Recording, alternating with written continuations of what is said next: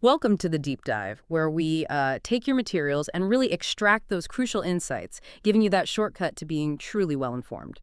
Today, we're plunging into a really rich, emotionally charged narrative. It gives a fascinating look at relationships, family dynamics, and, well, the hidden complexities of the human heart. Yeah, what's fascinating here is how this story, it's centered on one character's experience during just one holiday, but it unpacks these huge universal themes: obligation, unspoken feelings, Yeah. and that challenge, Mm, navigating those blurred lines after a breakup. It's tough stuff. right. So our mission for this deep dive is to explore the emotional labyrinth our main character, Abby, is navigating, and the unexpected twists in her relationship with Travis, plus what this whole holiday encounter reveals about family, sacrifice, and that often really painful dance of miscommunication. You'll hear about raw vulnerability, surprising support, and honestly, a truly bittersweet ending. Okay, let's unpack this. So we start with Abby. She's sketching cubes in her notebook, finding comfort really only with her friends Finch or America, still obviously struggling with the breakup from Travis. Then Parker kind of reappears. He apologizes for, past behavior, sees she's sad. And he clarifies that gift, the bracelet. It Mhm. was without condition. Just putting that out there. But here's where it gets really interesting. Travis approaches Abby in the parking lot. Her first thought, oh great, a second public scene. She's bracing herself. But that's not it, is it? No. He has this urgent service request. His family, including his brothers Thomas and Tyler, who've already made travel plans, they're all expecting Abby for Thanksgiving. Wow. And he hadn't told them. Nope. Admits he wasn't ready to tell Papa because his dad would call him the last of idiots. That's a direct quote. That immediately raises a big question, doesn't it? I mean, what compels someone, Abby in this case, to agree to such a demanding, emotionally fraught pretense, especially right after a breakup, That's the core of it. Her first reaction is strong. It's out of the question. as you'd expect? Yeah, but Travis insists. He kind of implicitly pressures her with this idea of the family's long-awaited full reunion. He even throws in this line about how they hadn't seen a woman in the kitchen since Mom died. Oof. Which Abby found pretty sexist, understandably. Totally. So they make a deal. Abby agrees to pretend, but only if Travis promises it's not a ploy to get back together. And he promises. He says, I promise. But Abby, she detects this little spark in his eye. She's not entirely convinced. So Travis is clearly desperate. But Abby's choice here, it points to something complex, right? Like residual affection, maybe. But also this deep-seated thing about not wanting to cause more pain, especially to his family, maybe even loyalty that, lasts beyond the relationship itself. It sets up this huge internal conflict for her. Yeah, it's less about just giving in to him and more about this tangled web of unspoken obligations and her own, well, confused feelings, which makes her confession to America and Shepley later just hit harder. She tells them straight up at the cafeteria, I'm not coming with you tomorrow. How do they take it? Well, Shepley tries to explain it from Travis's side, says Travis genuinely thought Abby would just accept his choice about whatever caused the breakup. And by the time he figured out she wouldn't. It was too late to tell the family. That's Shep's take. But America. Oh, America's furious. She calls it crap, tells Shepley he knows it, and tells Addie flat out, Abby, you don't have to go if you don't want to. Yeah. And you can just feel Abby wrestling with this whole thing. It really isn't just about Travis anymore, is it? No, it's the whole family. It's that unspoken loyalty that sometimes sticks around even after things end. Exactly. And her resolve is quiet but strong. She says, I can't do that to Travis. Even if I hated him, I couldn't. And the key part. I didn't hate him. She feels obligated. Because, as she puts it, if I don't go, he'll have to explain why, and I don't want to ruin his Thanksgiving. And Shepley backs this up. Yeah, he reinforces it. Says, they really love you, Abby. Jim was talking to my dad about it the other day. He argues Jim, Travis's dad, would lecture Trav all day if Abby bailed. So the pressure's coming from multiple angles, really. Totally. So she's steeling herself, right? Giving herself this internal pep talk. It's only one day, Abby. You should be capable of it. But she's dreading what might happen during this farce. Worried that the parody of happiness they perform might mess with the decision she knows she has to make when she gets back. And then comes another complication. Right before they leave, Travis shows up at 5 p.m., not 5 a.m. Oh, no. And he's packed for an overnight stay. He actually thought she'd agreed to sleep there. How does Abby react? Predictably exasperated. I'm not sleeping at your dad's. But then something changes. Yeah, she sees his face, his disappointed expression. She calls him back, quickly packs a bag while he follows her into her apartment. And there's more dialogue there. Travis says, kind of softly, I still love you, Poulette. Abby shuts it down. Stop. I'm not doing this for you. His response? Simple. Quiet. I know. Oh. So they arrive. Jim and Trenton greet them super warmly. Jim's excited for dinner tomorrow and drops this line, "You're a Maddox now." Wow, laying it on thick. Yeah. And then the awkward room situation. Jim says he got the guest room ready for them, figuring they wouldn't want to fight for the bunk beds in Travis's old room. Oh boy. How does Travis handle that? Immediately corrects him, says Abby will take the guest room and he'll sleep in his own room. Smoothly done, but still awkward. This is where that dynamic really starts to show, isn't it? The family's warmth and acceptance clashing with the actual tension between Abby and Travis. The external perception, what the family sees and wants, versus the internal reality they're living.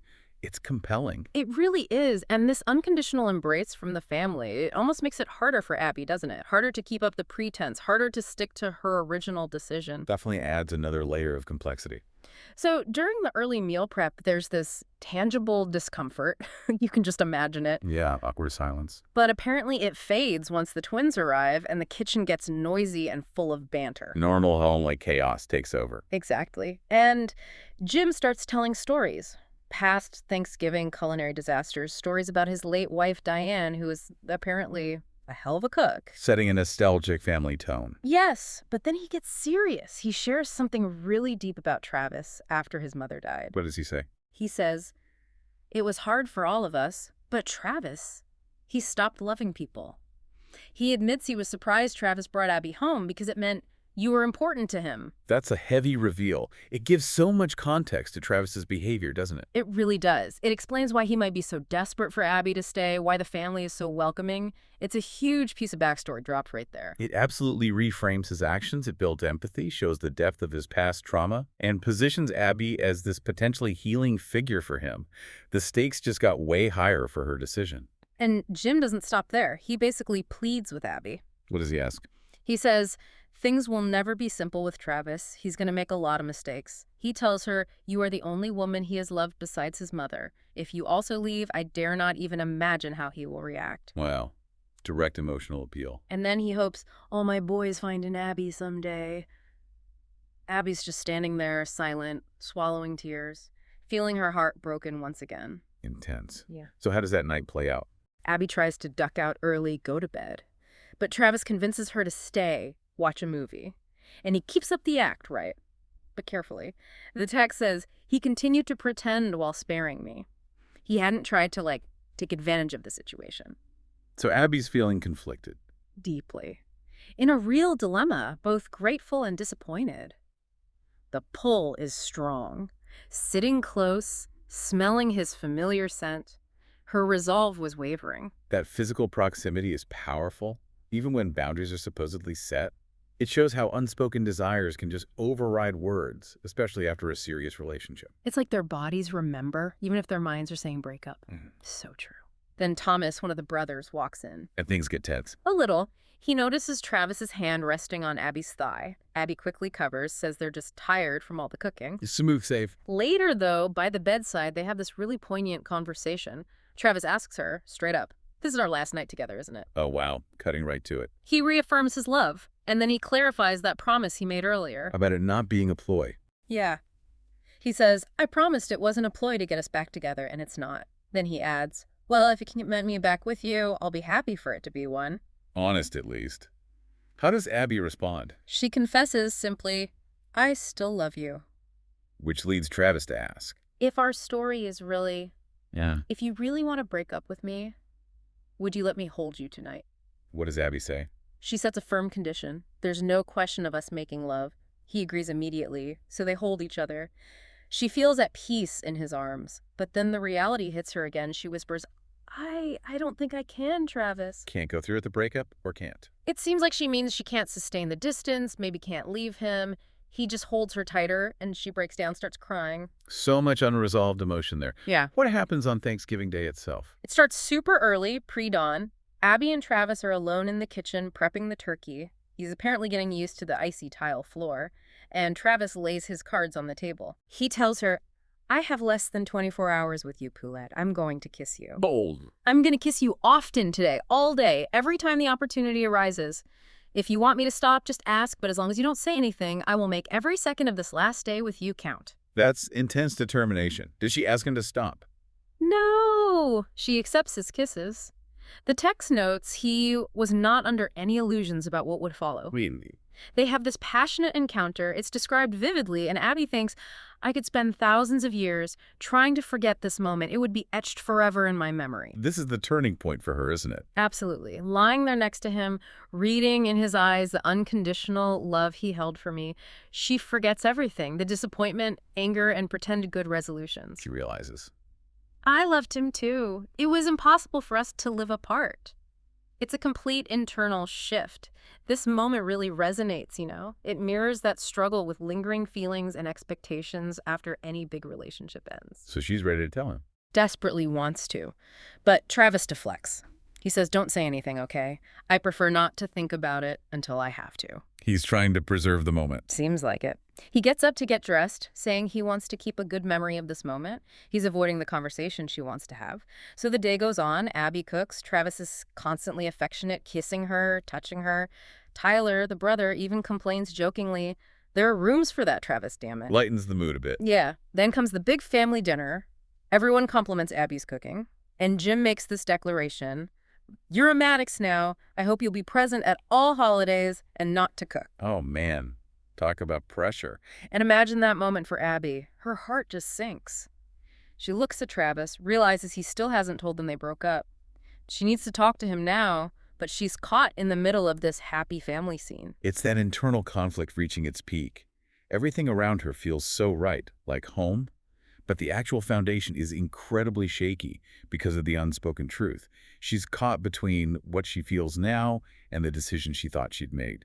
You can feel her sense of belonging growing, though. Sitting there, amidst all these full-bellied men I felt at home, thinking about future holidays with them brings up intense emotion. She actually cherishes the idea of being part of this slightly wobbly and noisy family. The fantasy is becoming real for her. Totally. Jim even tells her to rest while the boys clean up, reinforcing her status. You've worked enough as it is, my girl. Travis comes over, starts massaging her feet. He comments, this is the best Thanksgiving we've had since Mom died. Setting the stage. Abby is absolutely convinced he's about to ask her to get back together. She's ready. She wants to say yes, go back to their apartment, celebrate our reunion. And then the twist. The gut punch. Travis completely flips the script. He tells her he thinks her decision to leave was right. After everything. Yeah, he says, you were right to leave me. I deserved it, just as I deserved the sleepless nights and the pain that followed. He says it was all necessary for him to understand how much I needed you and what I was willing to do to keep you. So he's accepting the breakup. That's how he frames it. You said it was over and I accept your decision. He says, I'll always love you, but if I'm not capable of providing for your happiness, trying to change your mind doesn't make much sense. And then he offers friendship. Oh, that is just tragic timing. It's that classic irony, the emotional misalignment. He's trying to do the right thing based on her past decision, right when she's decided to reverse it. It just perfectly shows how our idea of someone else's feelings can be totally wrong, even with good intentions. Abby feels blinding pain. He's giving her freedom precisely when I didn't want it. And she feels she can't tell him she's changed her mind now because it would be unfair after his supposed decision. She feels trapped by his attempt at nobility. Exactly. So she forces a smile, makes this dark joke, a $50 bet, that he'll thank her someday when he meets his future wife. How does he respond to that? Heartbroken. Too easy your bet. The only woman I ever wanted to marry just broke my heart. Then the departure. Abby asks if he'll tell his family the next day. He replies kind of cryptically, I think they understood. You're not the only one who knows how to hide your emotions, Paulette. Implying they saw through the facade anyway. Maybe. And the final image, Travis leaves, and for the first time since they met, he doesn't look back, implying it's truly definitively over. Wow, what an ending. So stepping back, what does this all really mean? This deep dive into their Thanksgiving, it just shows how tangled everything gets. Family expectations, past trauma, what each person wants. It's such a poignant reminder, isn't it? That even with intense love, timing, and communication, or, the lack of communication can just lead to these devastating, heartbreaking outcomes. Yeah, if we connect this to the bigger picture, it really hammers home how vital it is to actually say how you feel now in the present moment. Not making assumptions, not trying to shield someone from what you think they'll feel, sometimes trying to be selfless, like Travis thought he was being, can backfire and cause even more pain. Absolutely. And this deep dive leaves you with a really powerful thought to mull over. When is it actually right to honor someone else's perceived decision? What you think they want for their happiness, even if it completely contradicts what you want right then? And can a relationship, especially one with that much connection, really just end on an unspoken understanding, a misread signal? We hope this deep dive leaves you thinking differently about those really tricky conversations and just the beautiful, messy, complicated world of human connection.